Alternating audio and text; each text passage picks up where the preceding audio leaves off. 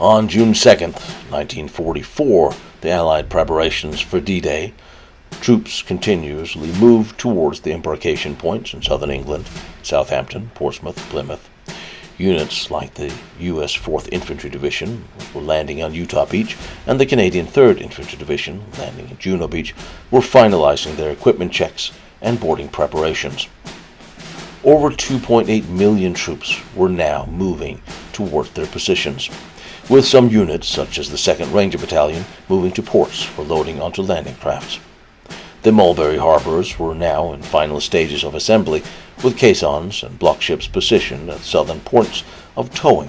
Pluto pipelines testing continued, ensuring fuel supply readiness. Over 148,000 vehicles were currently being loaded or staged near docks. The U.S. Army Service of Supplies reported 450,000 tons of ammunition ready, and final transport to ships was ongoing. Landing crafts and other ships, which had been hiding in smaller points or river mouths, were moving towards their assembly points on this day. Operation Fortitude intensified. Fake radio traffic from the fictitious U.S. 1st Army Group in southeast England under Patton maintained that Pas-de-Calais was the place to land. Double agents, such as Garbo, sent misleading reports to German intelligence, thus reinforcing Calais as the target.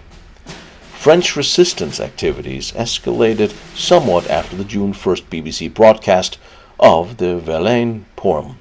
The first lines were broadcast on the 1st. On 2nd of June, resistance groups were now mobilizing their stockpiles of weapons and planning sabotage of railways, communication lines, though no major actions had occurred yet.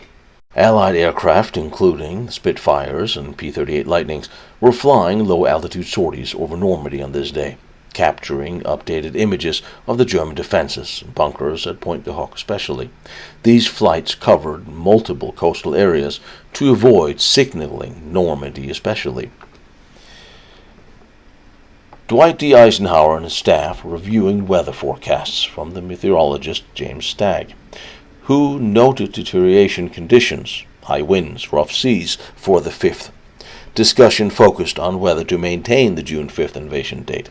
No formal delay was ordered on June 2nd, but contingency plans were now being considered. For beach assignments on Utah, Omaha, Gold, June, and Sword, the orders remained secure and sealed, with distribution planned for June 4th and 5th. Remember, again, the jump-off date was still June 5th. Unit commanders were now briefed, however, on the logistics of their operation, but not the specific targets. The Allied Expeditionary Air Force finalized plans for pre-invasion bombardments, with the 8th Air Force and the RAF Bomber Command preparing to drop 5,000 tons of bombs on June 5th and 6th. Also, training and other activities ongoing. Small-scale training continued, with units like the 101st Airborne Division now practicing night jumps. The Pathfinders were reviewing their drop zones with the latest photographs from aerial reconnaissance. Also, Hobart's Funnies, the D-Day tanks, flail tanks, were undergoing the final maintenance. The naval forces included 1,213 warships and 4,126 landing craft. They were organizing convoys. The U.S. Coast Guard and Royal Navy were conducting final checks on vessels.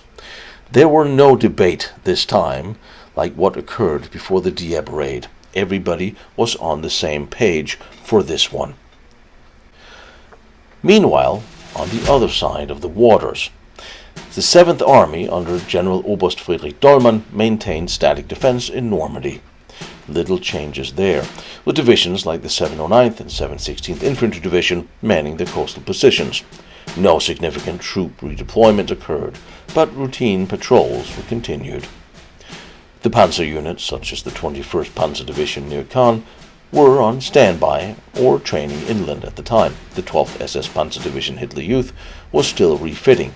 No recorded movements on June 2nd. The construction of the Atlantic Wall continued, with forced laborers and engineers laying more mines and reinforcing bunkers further. The Melville Battery saw ongoing construction work. Macy Battery also had several casemates under construction, as did Pointe du Hoc. However, they had by now moved 4 of their 5 guns further back and replaced the barrels with wooden dummies. Also, their former commanding officer had been sent to the Russian front for not firing on a distant warship some time before. He was very well liked, so morale was down among the crew at Pointe du Hoc. That might play in later in a few days. The German intelligence was being misled by Operation Fortitude, the focus on Pas-de-Calais. Here, thus, were the 15th Army still concentrated. There was limited Luftwaffe reconnaissance, the 850 aircrafts in total available flew a minimal sorties due to the fuel constraints, and, again, the Allied air superiority. No invasion alerts were raised, as poor weather forecasts suggested a delay. Field Marshal Evan Romer was in Normandy at the time, inspecting defenses and coordinating with his staff with an eye on the weather. No strategic shift occurred. Today, Rommel warned that he was certain the invasion would occur here in Normandy. However, seeing the weather changes, was less concerned as to the immediate danger. The Kriegsmarine was conducting limited coastal patrols with U-boats on standby, but no significant activity. I hope you'll consider subscribing to my channel, liking, follows, and maybe even join me on Patreon to help out. I am just a guy, a historian, traveling around all these historic places in Europe on my own dime, trying to bring them to you.